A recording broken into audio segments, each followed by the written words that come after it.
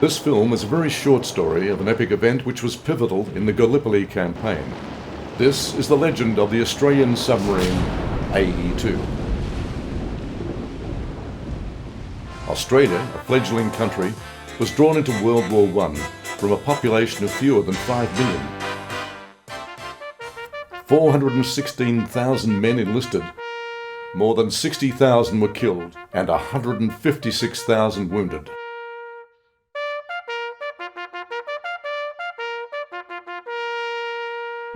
Unknown to many, Australia had two E-class British submarines, ae1 and ae2.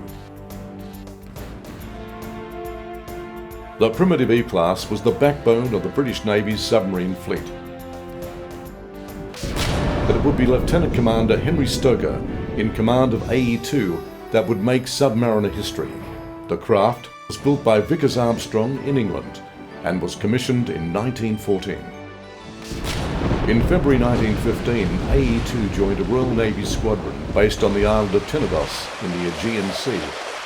It was imperative that a submarine enter the Dardanelles and create havoc to focus enemy attention away from the real Gallipoli landing. All previous attempts by Allied vessels to pass through the strait had failed. Stoker and his crew were about to change that and go where three previous attempts had failed. Stoker presented plans to attempt a passage through the 35-mile-long, heavily fortified Dardanelles Strait and enter the Sea of Marmara. His plan could be seen as a suicide mission. Minefields, fixed and mobile gun batteries, searchlights and patrolling Turkish warships, coupled with natural navigational hazards, made the Dardanelles seemingly impassable. However, if he succeeded, enemy shipping transiting between the Bosphorus and the Dardanelles could be prevented from reinforcing and resupplying the Turkish troops on the Gallipoli Peninsula. This in turn would greatly improve the success of the Gallipoli landing. Many lives were depending on Stoker, his crew and ae2. His plan went into action at about 2:30 a.m. on 25th of April. By 4:30 a.m. the trouble began. ae2 was sighted with searchlights and gun batteries opened fire on ae2. ae2 immediately dived, beginning an underwater passage through the minefields. Mooring wires tethering the mines continually scraped along ae2's sides for the next half hour. After leaving the minefield, Stoker was at periscope depth and again was fired upon. Stoker, watching through his periscope, observed a number of ships and quickly determined to attack what he thought to be a small cruiser.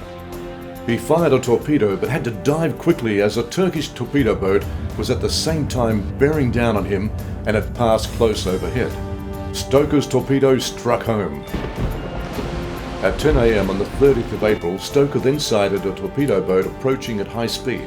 ae2 dived to avoid the torpedo boat. However, at about 10:30, unexpectedly the ae2 rose and broke the surface about 1 mile from the torpedo boat. The crew battled to stabilize the ae2, but the torpedo boat and smaller gunboats started firing.